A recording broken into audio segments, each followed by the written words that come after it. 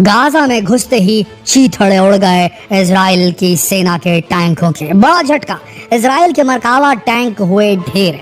Hamas ने पीछे धकेल दिया इजराइल की सेना को। इजराइल की पूरी तैयारी हुई फेल। अब क्या स्ट्रेटेजी बनाएगा इजराइल? हमास कैसे इजराइल की सेना को पीछे धकेलने में सफल हो रहा है, जानने के लिए वीडियो को अंत तक जरूर देखिए। दोस्तों, इजराइल ने हमास के खात्मे के लिए गाजा की सीमा पर अपनी सेना को तैनात किया हुआ था। 17 दिन तक गाजा की सीमा पर डेरा जमाने के बाद जब इजराइल की सेना ने गाजा के अंदर जाने के लिए अपने कदम बढ़ाए कि अचानक गाजा के लड़ाकों ने इजराइल के सबसे खतरनाक माने जाने वाले मरकावा टैंक पर एंटी टैंक मिसाइल से हमले करने शुरू कर दिया, जिसमें इजरायली सैनिक की जान भी चली गई। हमास ने दावा किया कि उसने इजरायली सेना को पीछे हटने पर मजबूर कर दिया। हमास ने उसके 2 बुलडोजर और 1 टैंक को नष्ट कर दिया, ऐसा कहा जा रहा है, दावा किया जा रहा है, और बेस पर सुरक्षित लौटने से पहले ही सेना को पीछे हटने के लिए मजबूर कर दिया। असल में हुआ ये कि गाजा में रेड के लिए घुसे इजरायली सैनिकों की पहली बार हमास के लड़ाकों के साथ भिड़ंत हुई है। बंधक बनाए इजरायलियों को ढूंढने के लिए घुसे सैनिकों पर हमास ने एंटी टैंक मिसाइलें फायर कर दी। इस दौरान एक इजरायली सैनिक की मौत हो गई। हमास ने दावा किया कि गाजा पट्टी में घुसे इजरायली सैनिक अपने टैंक और दूसरे मिलिट्री वाहन छोड़कर वापस भाग गए, और इससे साफ है कि इजराइल के लिए गाजा के अंदर जाना इतना आसान नहीं है। हमास ने गाजा को एक सुरक्षित किले में बदल दिया है, जिसे भेदना इजराइल के लिए बहुत टेढ़ी खीर साबित होने वाला है। कहीं न कहीं इजराइल भी इस बात को पहले से जानता था। इजरायली डिफेंस फोर्स के चीफ ऑफ स्टाफ हर्बी हेलबी ने अपने सैनिकों से 2 दिन पहले ही कह दिया था कि भले ही हमने एयर स्ट्राइक करके गाजा को समतल कर दिया हो, लेकिन इसका ये मतलब बिल्कुल नहीं कि हमास कमज़ोर पड़ जाएगा। जब आप गाजा में जाएंगे तो आपको पता चलेगा कि एयर स्ट्राइक में हमास को नुकसान हुआ तो है, लेकिन उसके आतंकी अभी भी वहाँ तैनात हैं, और हम ऐसी सोच रखेंगे तभी हम पूरी ताकत लगाकर हमास का मुकाबला कर पाएंगे। इजरायली सेना ने बीते 24 घंटों में गाजा पट्टी में हमास के 320 से अधिक ठिकानों को निशाना बनाया है। जिन आतंकी ठिकानों पर हमला किया गया है उनमें सुरंगें, दर्जनों ऑपरेशनल कमांड सेंटर शामिल हैं, लेकिन अभी भी इजराइल हवाई हमलों में ही गाजा को नुकसान पहुंचा पा रहा है। लेकिन जब बात ग्राउंड अटैक की आ रही है तो इजराइल के लिए मुसीबतों का पहाड़ खड़ा हो जाता है, क्योंकि गाजा की संकरी गलियों में जंग करना आसान नहीं है। हमास ने इसकी तैयारी पहले से ही करके रखी हुई है।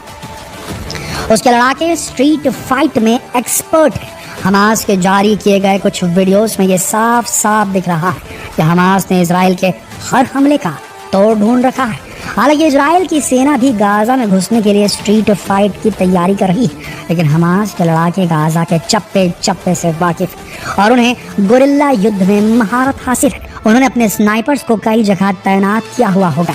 ऐसे में इजराइल के सैनिक किस तरह से उनका मुकाबला कर पाएंगे, ये एक बड़ा सवाल है।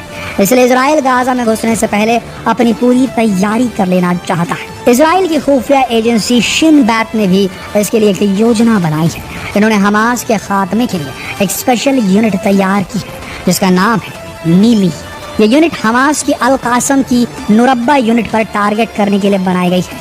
ये एक हिब्रू भाषा का शब्द है, जिसका मतलब है कि ये झूठ है कि इजराइल का कभी अंत होगा। नीली इस यूनिट का मकसद 7 अक्टूबर को इजराइल में घुसकर हमला करने वाले सभी आतंकियों को मौत के घाट उतारना है। असल में 7 अक्टूबर को हमास की जिस यूनिट ने इजराइल पर हमला किया था उसका नाम नुरब्बा था, और अभी तक इजराइल इसके 1500 से ज्यादा लड़ाकों को मौत के घाट उतार चुका है, जिनकी डेड बॉडीज इजराइल के पास है, ऐसा दावा किया जाता है। लेकिन इजराइल का मकसद हमास को जड़ से उखाड़ फेंकना है, लेकिन इसके लिए उसे गाजा में अंदर घुसना ही पड़ेगा, और हमास के लड़ाके वहाँ पहले से घात लगा कर बैठे हैं। और जिस तरह से उन्होंने एंटी टैंक मिसाइल से इजराइल के मरकावा टैंक को नष्ट किया, इससे साफ है कि वो किसी भी कीमत पर इजराइल को ये जंग आसानी से नहीं जीतने देगा। हमास के पास हथियारों की भी कोई कमी नहीं है, क्योंकि ईरान उसे लगातार हथियार सप्लाई कर रहा है।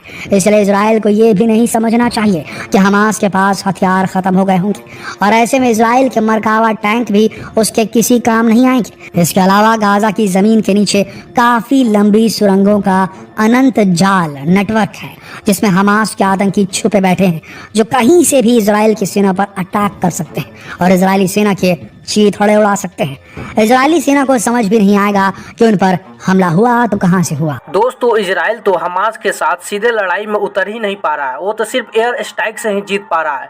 लेकिन हकीकत और ग्राउंड लेवल पर लड़ाई की बात करें तो वो हमास से बिल्कुल नहीं जीत पाएगा।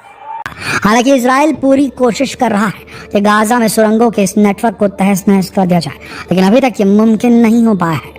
वहीं दूसरी तरफ लेबनान और ईरान भी इजराइल को लगातार धमकी दे रहे हैं कि अगर उसने गाजा में घुसने की गलती की तो उसके लिए अच्छा नहीं होगा, और शायद यही वजह है कि इजराइल भी अभी तक गाजा में घुसने से डर रहा है। वहीं अब तो अमेरिका भी इजराइल के ग्राउंड एक्शन को डीले करने के लिए कह रहा है। अमेरिकी सेनेटर जैक रीड ने कहा है कि इजराइल को गाजा में ग्राउंड एक्शन कुछ वक्त के लिए टाल देना चाहिए ताकि हमास से बातचीत के लिए कुछ वक्त मिल जाए। उन्होंने कहा कि हम चाहते हैं कि गाजा में रहने वाले आम नागरिकों को नुकसान ना हो, इसलिए इजराइल सरकार को सोचना चाहिए कि वो कुछ वक्त डिप्लोमेसी के लिए दे। इस जंग में बहुत कुछ तबाह हो चुका है, हमें आगे के नुकसान के बारे में सोचना चाहिए। गाजा में इस समय हालात काफी खराब है। हालांकि कई देश, यहाँ तक कि भारत भी गाजा में फंसे हुए लोगों के लिए राहत सामग्री भेज रहे हैं, लेकिन वो उन लोगों तक पहुंच पा रही है कि नहीं पा रही है नहीं कहा जा सकता। ये गाजा तक पहुंचने के सभी रास्ते इजराइल ने बंद करके रखे हुए हैं। वहीं इजरायली एयर स्ट्राइक में अभी तक 6000 इमारतें गाजा की नष्ट हो चुकी हैं। 14000 फ्लैट्स भी इस तबाही की भेंट चढ़ चुके हैं। इसके अलावा अब तक कई सरकारी भवन भी तबाह हो चुके हैं।